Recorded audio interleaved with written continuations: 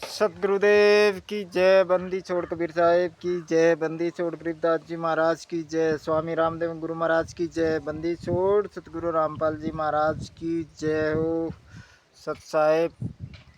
मैं सोनकला से राजूदास थावरदास, तहसील जाडोल, जिला उदयपुर, राज्य राजस्थान। मोबाइल नंबर है 7568208459।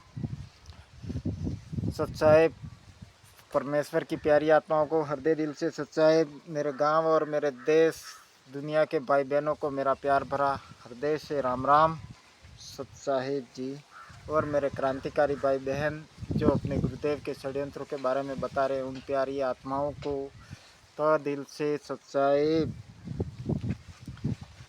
मैं अपने गुरुदेव के बारे में बता रहा हूँ, उनके ऊपर जो अत्याचार षड्यंत्र हुए। आज सतगुरु रामपाल जी महाराज हमारे निर्दोष हैं। इनको सज़ा और कारावास करवाने वाले लोग राष्ट्रीय समाज सेवा समिति उर्फ मैनेजमेंट वाले लोग हैं। इन्होंने ही सारा षड्यंत्र रचकर गुरुजी को बदनाम और आजीवन कारावास करवा दिया। इसके लिए ये पुस्तक आपको पूरा सबूत देती है।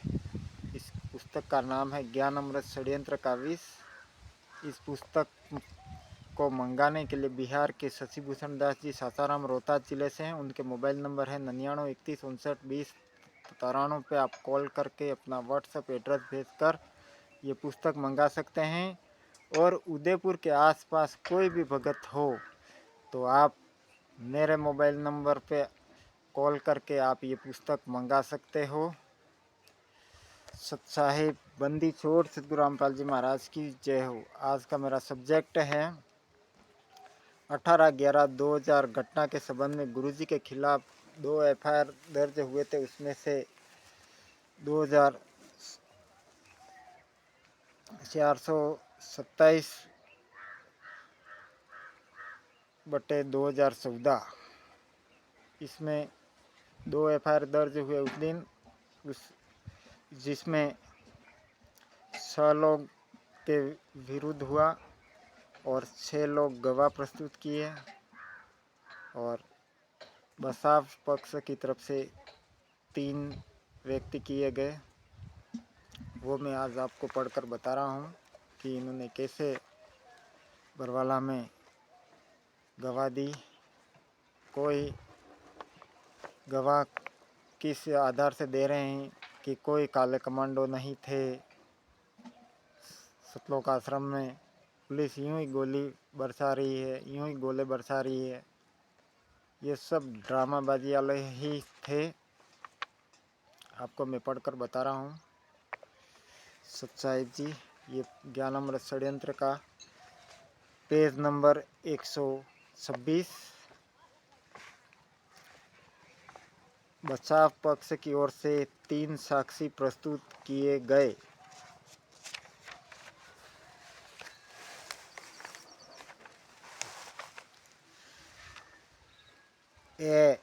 PW1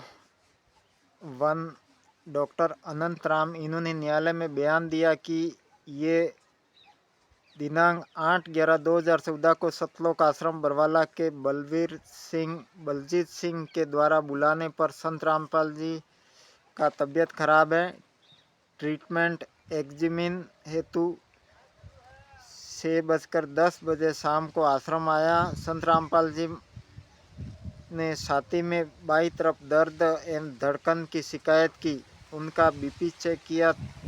बीपी 170/100 mm रिकॉर्ड हुआ। ये चाहे ECG एवं अन्य आइडियोलॉजिस्ट विशेषज्ञ से ओपिनियन लेने की सलाह दी।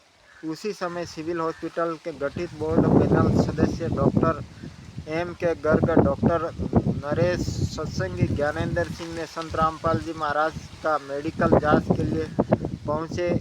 उस रोज एक दूसरे डॉक्टर L.K. झा रामपाल जी को मेडिकल चेकअप करने पहुंचे। PW2 वजीर सिंह, इन्होंने बयान दिया कि ये सन 2010 से भैंसों की खरीदी ब्रिकी का व्यवसाय करते हैं। ये दिनांक 17/11/2014 को बरवाला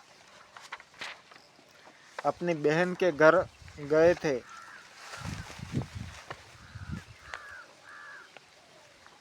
दिनांक 18/11/2014 को वे दधानी में प्रेमनगर हो बरवाला चंडीगढ़ रोड पर स्थित है से भैंस खरीद रहे थे तो बम जैसी फटने की आवाज़ सुनी तो सतलोक आश्रम की तरफ से आ रही थी।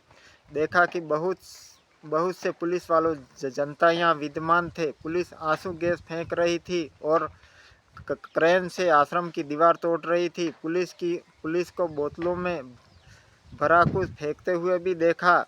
वे अनाउंसमेंट कर रहे थे कि कोई भी आश्रम से बाहर नहीं आएगा क्योंकि पुलिस उसे मारपीट रही थी। कुछ व्यक्ति आश्रम के गेट के बाहर आ रहे थे तो पुलिस उन्हें धक्का देकर अंदर कर रही थी। CPW3 विनोद कुमार न्यायालय ने इन्होंने बचाव पक्ष की ओर से गवाही दिया कि इनका प्लास्टिक शीट फैक्ट्री है और ये बरवाला, उकलाना, कैथल व टोहना इत्यादि जगह से प्लास्टिक शीट बेचते हैं। दिनांक 18/11/2014 को बरवाला होते हुए टोहना गए थे। देखा कि सतलोक आश्रम के नज़दीकी पुलिस मौजूद थे और बम बोतल फेंक रहे थे। बहुत स्मॉग धुंध था। बहुत व्यक्ति आश्रम से बाहर आने का प्रयास कर रहे थे लेकिन पुलिस उन्हें मारपीट कर रही थी।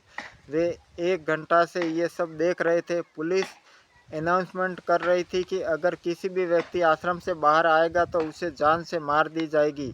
वहाँ कोई काले कमांडो मौजूद नहीं थे और न ही छत पर थे बल्कि पुलिस की छत पर बम फेंक रही थी।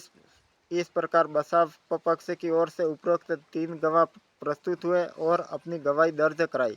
नोट: उपरोक्त